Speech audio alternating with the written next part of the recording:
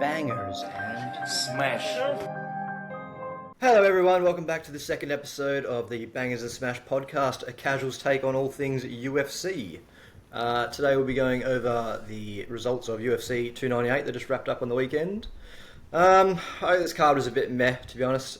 The main event sort of saved it a bit. But I mean, really, it was no shock to me. I knew how that was going to end regardless. But it was a good card overall. What do you guys think? Yeah, I think it's a 6 out of 10. We had that decision with Merab Cejudo. I didn't think it was that entertaining. And then Neil and Gary, that was very, very average in my opinion. He ran the whole fight, which Steven said he was going to do, the whole high guard run. But yeah, we'll talk about that later.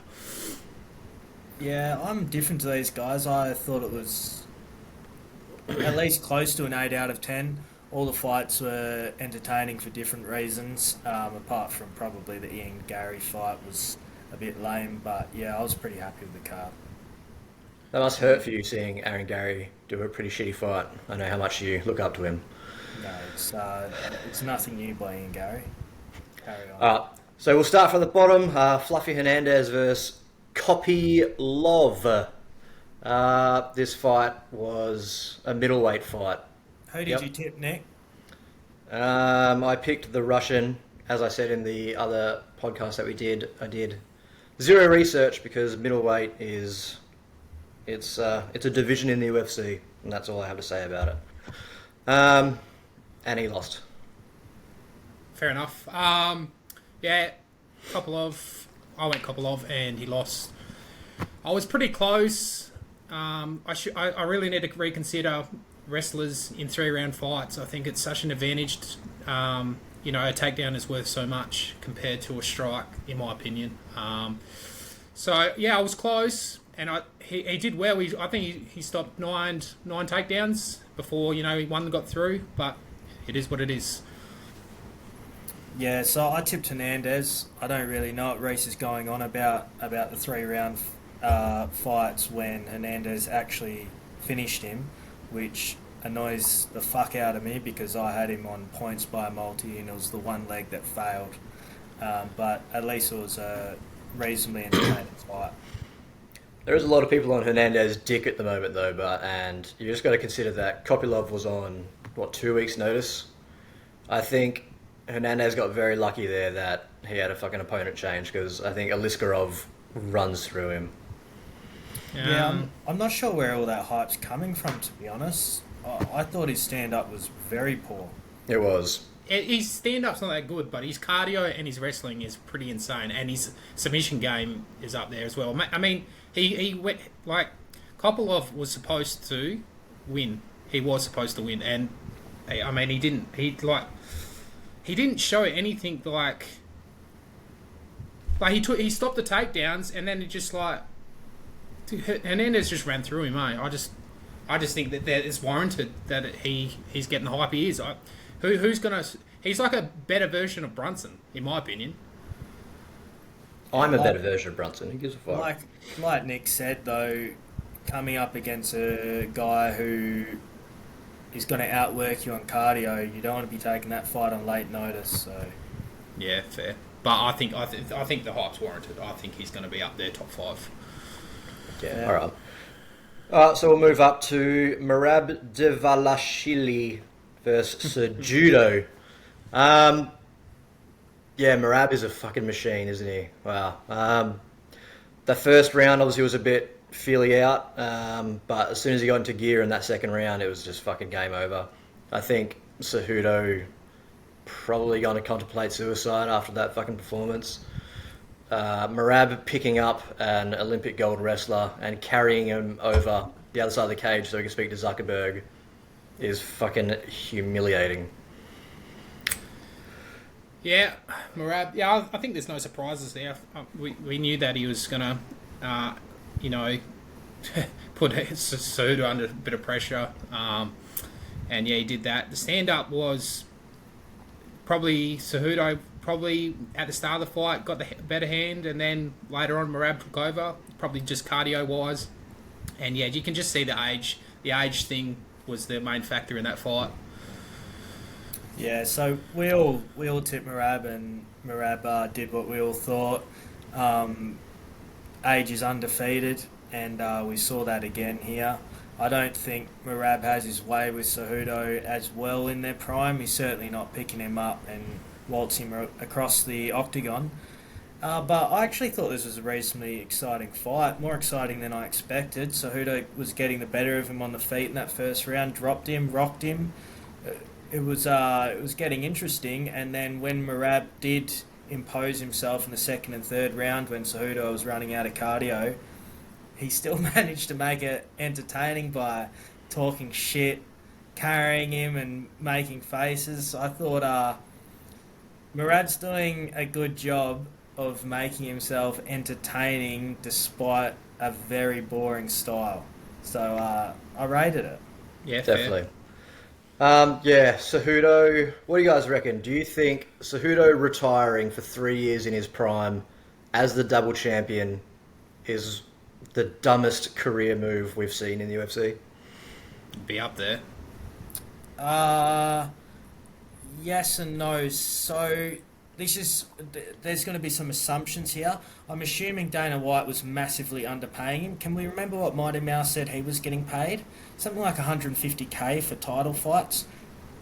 I've completely guessed that number, but I remember reading it and thinking it was extraordinarily low. I can only assume that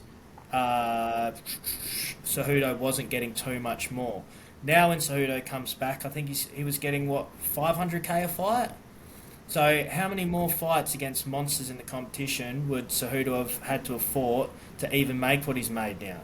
So if he made 600k from his last two fights, it's 1.2 million just by sitting out and doing nothing and running the whole social media thing based on being double champ, which he never would have held for long.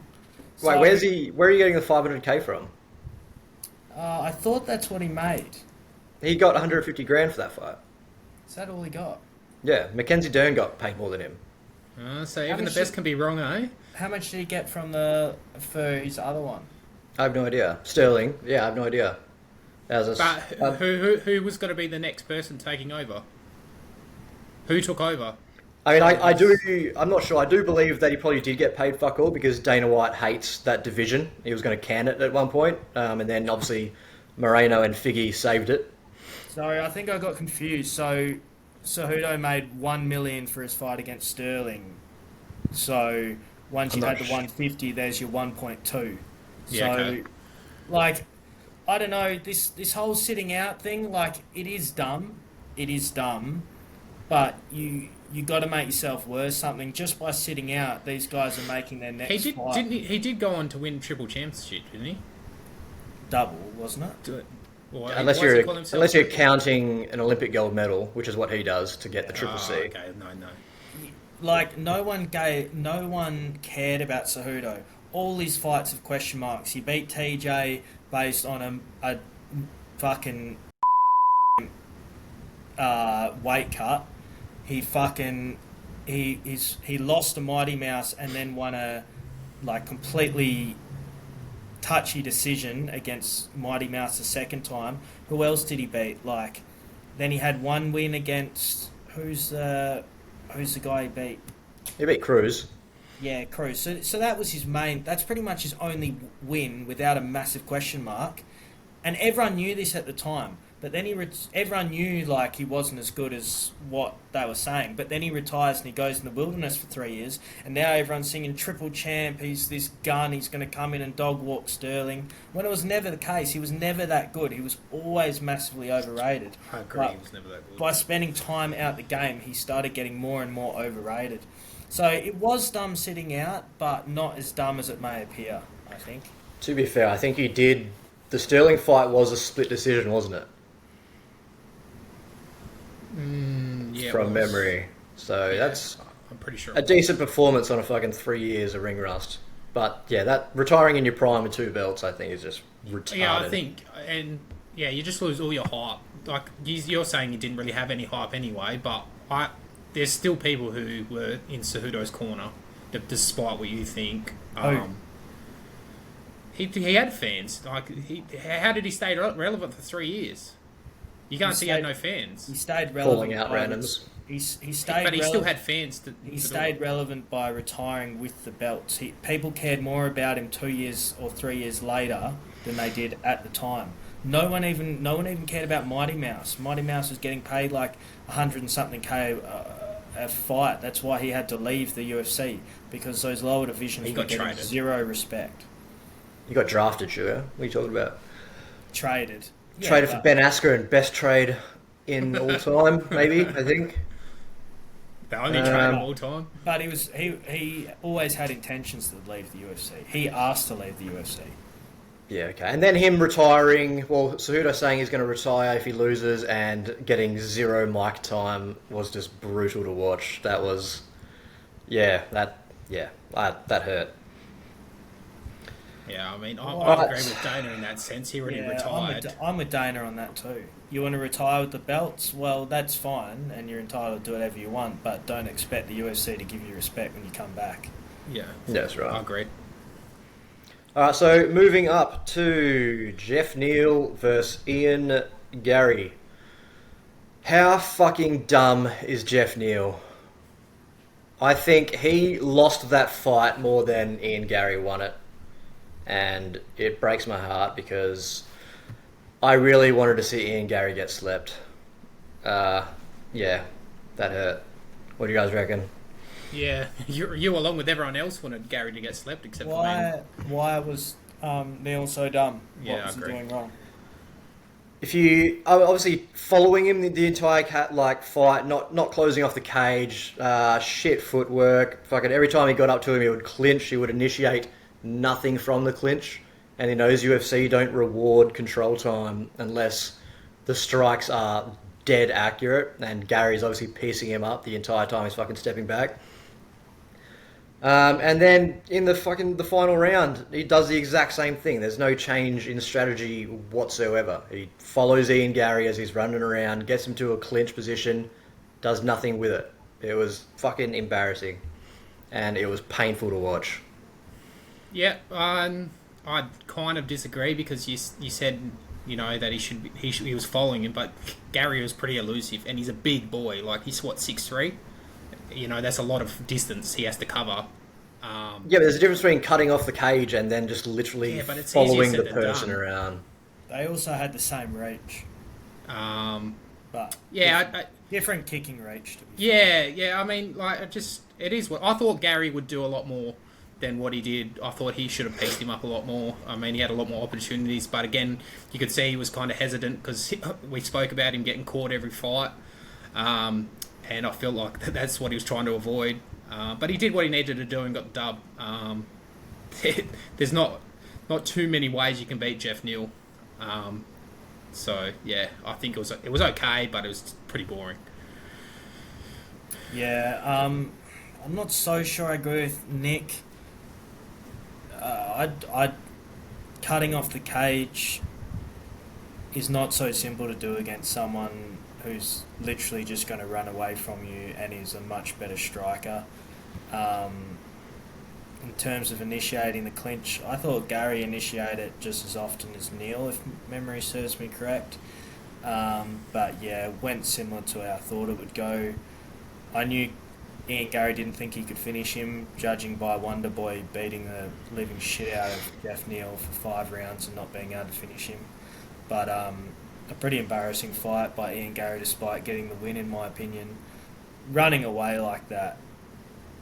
I would love for the UFC to change their rules and to be deducted a point for that crap, because that last round was embarrassing. But I did call it, that Ian Gary was just going to run away and Jeff Neal chuck up a higher guard and chase him, so it was another tick for me and maybe a bit of coin. Awesome, who cares? Alright, so we'll move up to the co-main, Robert Whittaker versus Costa.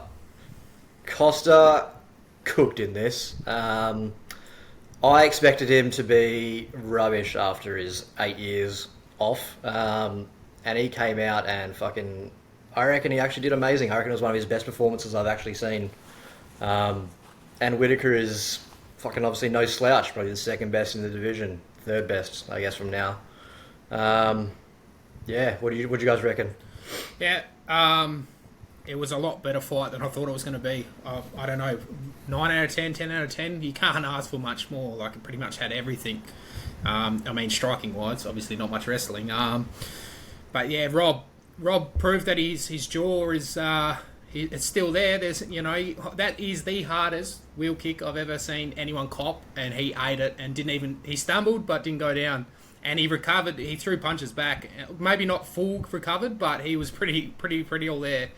And yeah, he found that good. We spoke about him, having that conflict between the Taekwondo and his boxing. I felt like he had a good mix, and his kicks were pretty good. Like it cost his leg, by the sounds of it. So yeah, I'm glad he added that element from the Izzy fight, because that's how Izzy broke Costa, and that's sort of how it got him again. But Costa, to his credit, having 2 years off, plus not really fighting for 4, he looked incredible, Nick. Ripped, and yeah, he held his own. And man, his chin, unreal. I've never seen anyone cop. Well, I've probably seen people cop as much treatment, but from a middleweight to cop that, and not even show it, insane. Yeah, it was definitely cool to see Costa back to his best. He adds an element to middleweight that no one else sort of does well, is trolling and carry on, so him doing well is nothing but a good thing. And Whittaker just gets it done again. He loves winning a war, and he pulled through despite some adversity. It was a good fight, great fight. Well done, Robbie. Yeah, I really hope Dana sort of gives Costa like a Delize or a Hermanson matchup somewhere in 6 months or so, and so he can get a win, get a performance bonus, and get him back on track, because he is exciting to watch. So does Rob get Strickland now? I think that is the matchup to make, would be Rob versus Strickland. Yeah, I think we're all in agreement there. Because they're definitely doing DDP versus Izzy, because they fucking suck. I disagree. I think Izzy... I mean, I don't agree with sitting out to get a shot, but I think that it's... What else are you going to do? I think you got to get Rob Strickland. Winner of that is the next challenger, and then Izzy versus DDP, and it sorts the division out. Alright, well, we'll move up to the main event then. Yeah, amazing. I don't really have a dog in this fight. I'll just be unbiased as possible. Yeah, it went pretty much exactly as I expected it would. Volk doesn't have the power, which means he would have to fight a perfect fight, avoiding Topuria for 25 minutes. And I think Topuria is a better boxer than Volk is in general. He might not be the best mixed martial artist compared to Volk at the moment, even though I think he's right there, but he's definitely a better boxer than Volk. His footwork to cut him off like that. Even that ending sequence, putting his left hand on Volk's chin just to base off, and then just landed that strike that was clean as. No one was surviving that. And then it wasn't even the hardest hit of the combo. He followed up with a left hook, and that if Volk didn't fall down, that left hook might have decapitated him. So I'm glad I got that win. If you remember from the last episode, these guys did have a wager, so yeah, they had to pay me both money for that one, and that's how I got this flag. Yeah, yep. I mean, yeah, I thought it was going to be a one-way show. I was wrong. Happy to say it, I was wrong. You're not happy to say it, but you broke up there, Reece. Can you go again, mate? Reece was wrong. What did you say? It wouldn't be close. I thought Volk would run away with it. I thought he'd piece him up, and to a degree, he sort of was heading that direction. But man, he was so scared. Volk, I've never seen anyone probably look so hesitant. I thought he would not man up. You can't say that, but yeah, I thought he would be have a lot more aura in the cage. Ilias stood in the middle and was prepared to bang, and Volk wanted none of it. Did Volk look a little off? I think maybe, no. Yeah. Man, he looked slower than usual. I mean... No, he didn't. Yeah, I might be wrong. Exactly how he normally does. He won the first round. The hesitancy may play into the fact that he got knocked the fuck out like a few months ago, which we were saying before the fight might play a part. But I thought he looked sharp in terms of hand speed. I mean, yeah. So, I mean, it's hard to say. I would have to go back and have a real good look at Volk. But obviously, the knockout did play a massive factor in this. And ended the fight. No, the last knockout. And coming back so quickly. I don't know where Volk goes from here. It's a hard one. I'd be happy to see him retire, to be fair. But imagine him come back, rematch, and wins. I mean, I don't think he was too far off. He did very well for 1.5 rounds. And then Ilya, the way he cut the cage off was very impressive. And just was happy to walk through his punches. And yeah, obviously, very sad moment. Yeah, so went exactly like I said it would. Volk didn't have the hand power to keep Topuria off him. Volk relies a lot in reversing back straight, so he's very good at landing quick punches and hopping back out of danger, landing the leg kick, getting back out of danger, getting back out of range. Despite being a short fighter, he's got long reach, very agile. But because of his lack of power in his hands, I knew he wouldn't be able to keep his back off the cage forever, and as soon as his back was on the cage, he got knocked the fuck out because he couldn't reverse anymore. Head movement's never been a massive strength of Volk's. I mean, I saw at the Chad Mendes fight, there was a lot of just putting the hands on top and hoping for the best. He's much more of an in, out, and blocking when he needs to, which was not going to cut the mustard against Topuria once he ended up with his back in the cage. So very upset Volk lost, but predictable on my part. And I think some of the hesitancy that Reece is talking about and some of the maybe lack of confidence in the exchanges comes about being knocked out not too long ago and not taking the time off. But saying that, I thought Volk actually looked quite sharp. Like, technically, I just think it was a bad matchup. I think Volk will still do well in the div if he wants to keep fighting, but if he just wants another rematch, he's just going to get knocked the fuck out again, and that'll be him done and retired. Yeah, I don't see him winning the rematch either. I really hope he takes a year off, and then he can come back and be the... Yeah, but, I mean, he's not going to... If he comes back to a rematch, gets knocked out again, he is going on a Ferguson-like down spiral, and that'll be it. His legacy will be dead. So what do you think Volk's next move should be? I think he should come back in the year, do his rematch. He takes a year off, and he's 37. Yep. Rematch? Come back, do the rematch, because he does deserve a rematch. And then he can go from there. If he loses, which I think he will, he can either chase a money fight somewhere, or he can throw his hand at lightweight, which is what he wants to do. But yeah, I don't see his career having a very good trajectory from here. I think he's done. I just don't see what money fights are really available for Volk when you think about it. Unfortunately, being an Aussie, he's too good of a bloke, so he doesn't manage to stir up the drama that some of these other blokes do. So what would even be a money fight for him? O'Malley, but they're not going to fight, obviously. They've already spoken about not fighting, and there's no reason for him to now. Yeah, why would O'Malley fight him? I mean, this is you talked like matchups that would be a money fight. That would be a money fight. Yeah, but that's purely on Sugar's side of things. Which I don't even think, because Sugar's not a draw. Yeah, it's not even a money fight, really, and why would Sugar take the risk of fighting some elite fighter? I mean, he would. They've already spoken. He wasn't going to do it when he was champion. He's not going to do it now. Yeah, who doesn't have the belt and has just watched him be KO'd twice. So the whole world's watched Volk be knocked out 3 times in a row. What does Sugar gain by fighting him? I think he loses, and it's embarrassing. And if he wins, everyone's just seen it 3 times in a row, so it doesn't really even do much for him. We'll have to see how Max matches up against Gaethje. I mean, that could be another potential money fight, maybe. I'm just throwing names out in the hat here, but Max and Volk. No. Gaethje. Say Max beats Gaethje. Or even, if say Max beats Gaethje, there's another. Would you do a 4? Would that make money? No, I have no interest in that. Yeah, I actually, I can't think of a money fight for Volk. I don't think O'Malley will want anything to do with him now that he's not champ. And Topuria, I think, is a bigger name already. If not, he will be in a year.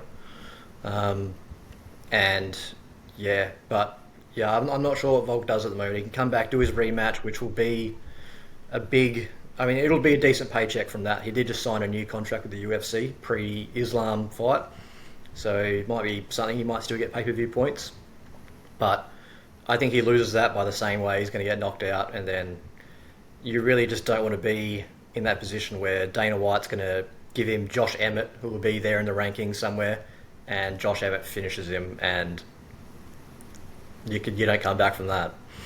Did you just say Emmett's going to knock out Volk? I think he probably would after if I get a second knockout from Topuria. I think Volk would be done. You're thinking ahead of here, and that's Watch this that's space. a matchup. It's a matchup, but I don't think that. No. Yeah, I'm not in agreement there, but it's Volk's next year is watch this space, I guess, because anything could happen really. I mean, it's just hard to map out his roadmap right now. And he's going to have to think long and hard about what he wants. Well, I just think he's done, really. I think Topuria is a horrendous matchup. He gets a rematch, gets $1 million for it, and then sails off in the sunset, to be honest. If I was him, I wouldn't even bother having another fight after Topuria. Yeah, fair. I think he's done. So you I reckon don't think 6 he's going to months? sit out. 6 months? I don't think he's going to sit out. He's medically. When do you reckon his rematch should be, Stephen? I think he should be looking at probably like minimum 6 months, probably 9 months. But like he's 36, so fuck, he's got to have it soon. And like, what does Topuria do in the meantime? Does Topuria wait out 9 months for the rematch? I don't think so. No, so Volk's next match will be for the title, but Topuria's next fight will not be against Volk. I think he will fight the winner of Yair and Rodriguez and Ortega. So that happens in what, 4 months? 5 months? It'll barely be down. They usually win the title, then they get straight into it. It'll be in Spain. Depends on how the fight goes. So let's say that's 6 months away, and then it depends how that fight goes. Then that could be another 6 months until we see the next fight. I mean, 3 title fights in a year doesn't happen very often unless you're Izzy Or Volk. So like, you know, Volk comes back in a year's time, gets KO'd again. Is he not done? Yeah, I'd say he's done. You think he's going to fight again after? Why would you? What's he what's got to I take? 100% think he fights again after that because it's just how he is. I don't even think he's going to wait a year. He's going to try and get back in as fast as he can. But and that's just who he is and who he's around. But if you're saying his next title fight is against Topuria, his next fight's going to be a title fight against Topuria. That has to be in a minimum of like 9 months, 10 months. Does he have a tune-up fight in between? No, I don't think so either. I just don't think he'll do that. So he's why would waiting you? a year for that type for the rematch regardless. And then he's 37, and then he gets KO'd again, so then he's got to wait another 6 months after 3 straight KOs, and then he's fucking almost 38 years old fighting at featherweight after 3 straight KOs. Fuck, it's getting messy. Mm-hmm. That's why I said his roadmap now is pretty hard. I mean, I think that's the only thing. He has to wait 9 months to a year and fight Topuria and then go off that. I think even if he wins, you'd be thinking about, sort of sailing off into the sunset. I would be. And like we said before, he's too nice. He's an Aussie, doesn't stir up drama. He's beaten everyone in the division already. Like, there's not even any fucking exciting matchups. Like, what's an Evolov to fucking Volk? It's just... He needs to stop being... Maybe he needs to pretend he's got some brain damage and stop being a cunt. Yeah, that's not going to happen. He's just too nice of a bloke. And it's sad. All right, we reckon we'll go through our smash, marry, kills. My smash, you'd probably think it would be Topuria, but I'm actually going to go with Costa. He surprised me the most this card. He was amazing. Sexy. Yeah, and yeah. Costa's my smash, my marry. I'm going to go with Merab because I think Merab sort of stole this weekend a bit. His pre-fight press conference was amazing with the Mexican flag, trying to win over the followers there. His performance, fucking talking during the choke, carrying an Olympic gold medalist wrestler over his fucking back and dragging him to the other side of the cage. He is incredible. And he also seems like a bit of a sweetheart as well. So, that'd be good. Kill, you'd probably think it would be Jeff Neal for me, but I'm actually going to go with Volk's manager because doing that fight so close after a head kick KO, and you need to keep in mind the original date for this fight was meant to be in January. So that's literally 2 months post head kick KO. Chuck in a 12-week fight camp in there. Volk gets no break whatsoever and goes against Volk's manager, arguably the first or the second heaviest hitter. I think it's whoever's Volk's around. He seems to emulate his coach a lot. His coach came out and said he had Topuria had a fighter's chance against him, and Volk says the exact same thing. I think he needs better people around him. He's pretty successful. Yeah, I mean, you don't really want to change too much at 36. I'm not sure the coach had a choice either when you have a look at the things Volk's been saying about being so desperate to get back in there. But I'm not necessarily disagreeing either. Sometimes a coach or someone needs to really put their foot down and try, but it's hard to know. I don't hate the call by Nick. Yeah, I mean, I agree, but I just don't know if it's the manager. I think Volk, him saying that he was lost after the Islam fight and resorted to drinking. I don't think the manager's got much choice. If Volk says he wants to fight, he's going to sort out a fight. Yeah, but as a manager, your job is to do the best for your fighter and give advice based on that. And getting a fight for him 10 weeks after a head kick KO against the first or second hardest hitter in the division is not smart. Yeah, I'm not disagreeing. But it's the logistics of things I'll probably disagree with because I think at the end of the day, if Volk says he's going to fight, he's going to fight. And then his coach comes out and says, Topuria had a puncher's chance and he got that punch. That's not what you want to hear about a coach because that means he thinks Volk has everything he already needs to beat him.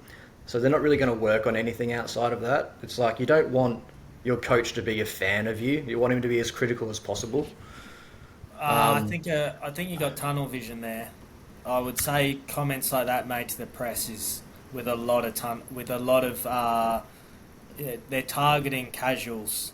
Oh, he just landed one. Next one will be different. He won't land it. He's just targeting casuals. Yeah, I agree. There's no way Volk and his coach go back to the drawing board and are like, oh, you got lucky. No way, I agree. Yeah, I mean, I'd be shocked. I mean, Kavanagh did it to Conor his entire career, so...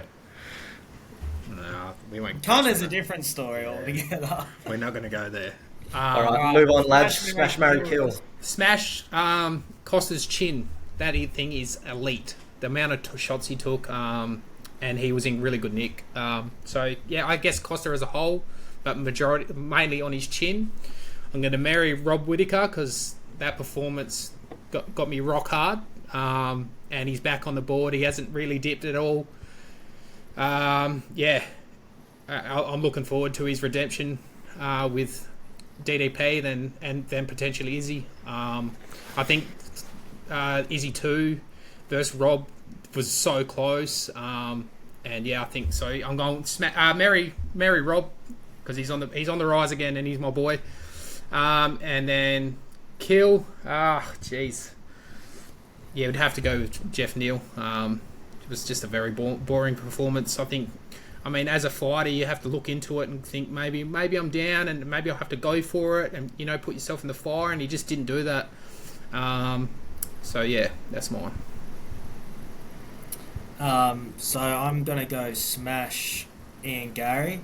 Nah, joking. I thought you would do that. Yeah. I'm a bit, sort of similar take to Nick, but I'm going to smash Murad. My type is definitely a little cutie, and he's definitely a cutie, and fucking funny for a boring ass cardio based wrestler to make shit entertaining. He's doing real well. His memes are funny as fuck. His videos are quality. You know, I'll give him a root. Murray, same as Reese. Like, even though he beat my boy Costa, Whitaker he just gets it done, doesn't he? Another war, cops a massive fucking kick, and he just gets it done. I love seeing him win. You know, well done, Whitaker. And what's the last one? I'm gonna kill fucking Hernandez for not winning a points decision and costing me my fucking multi. 2 more minutes, and I pick the whole main card and every result, and then he goes and finishes him instead of winning a decision. So he's dead to me. Steven's good. Just ask him. Don't have to ask me because I'll tell you. 5 out of 5 tips by me, by the way, and 11 out of 14 so far. These two retards. Tell them what you got, Nick. I forget, but I know I went 2 for 5 out of this. No, 3 for 5 I got, so that's pretty good. Nick and the only fights that I didn't get right are middleweight, so who cares? And the other one was Neil versus Gary, and really I tipped that with my heart because I really wanted Gary to lose. What out of 14 are you, Nick? 5. I can't remember. I'd have to pull it up. He's 5 out of 14. He doubled his score with that card. Reese, what are you? 8, 7. 7. I'm trying not to look. Yeah. It's been a and I'm rough 11, start. I'm so- 50% exactly. So I've got every right to be a bit arrogant. Yeah, I'd be fair. arrogant anyway. I'm an arrogant bloke.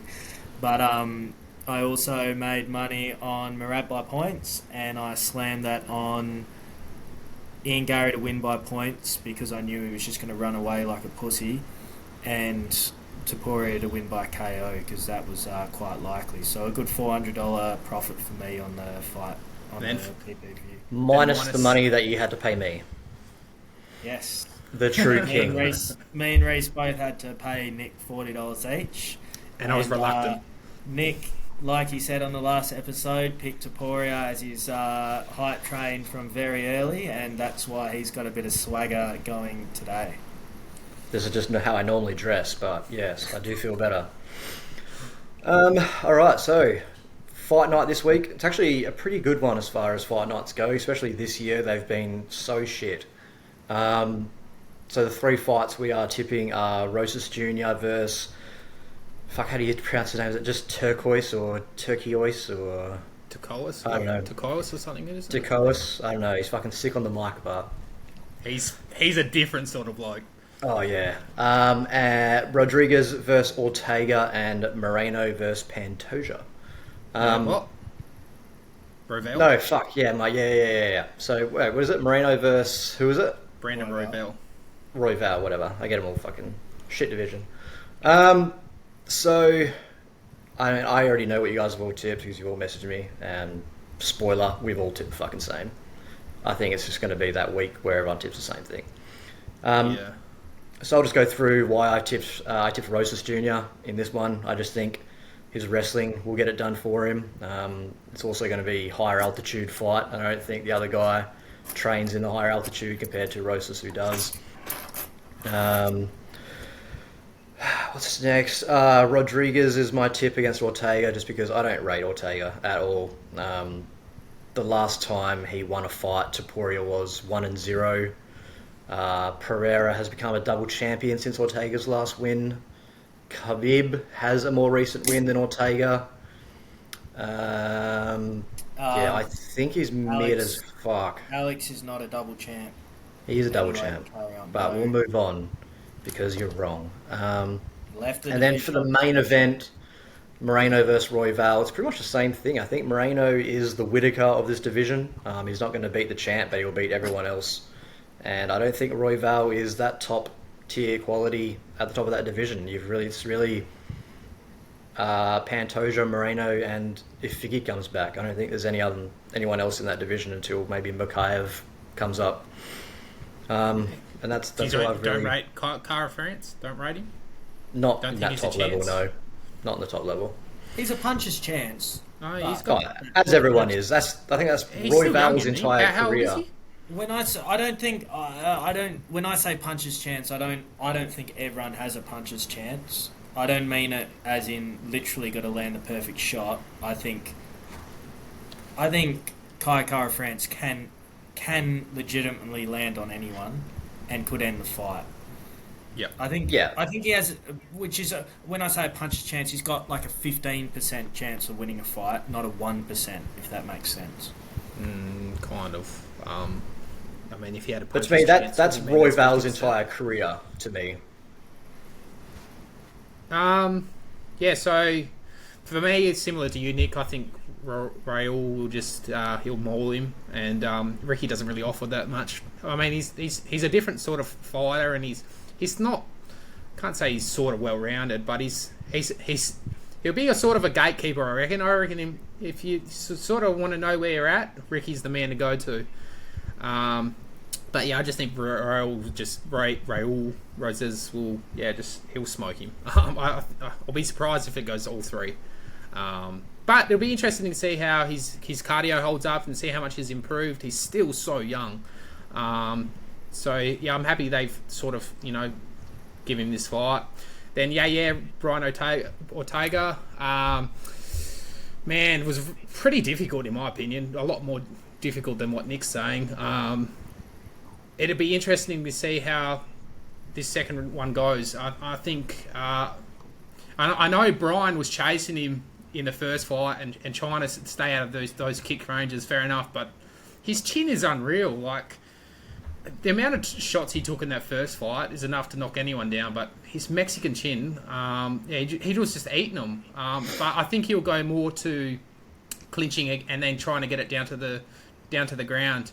So it'll be interesting to see how sort of deals with that. And but I think he's just going to be too much on the feet, and even on the ground, he's no slouch. But I think Brian's best chance is to get it to the ground and then try and work from there. So I think that's how that fight will go.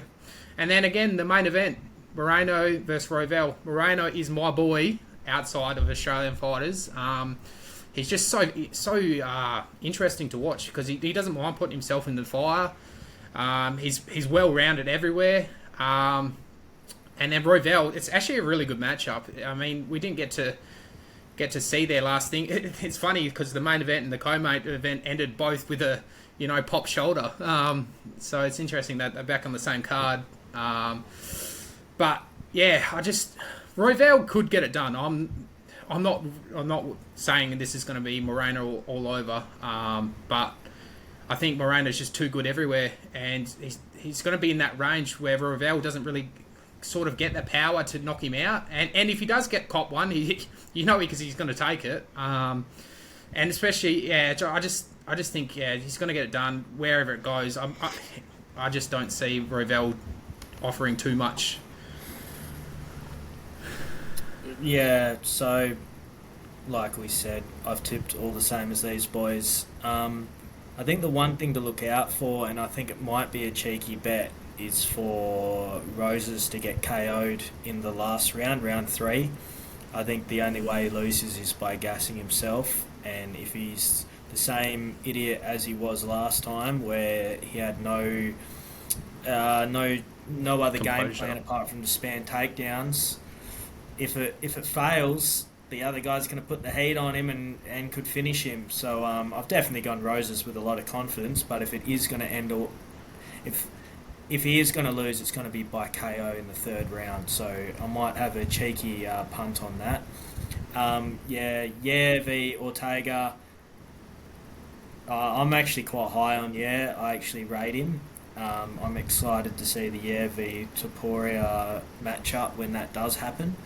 But yeah, I mean, I expect him to beat Ortega pretty comfortably.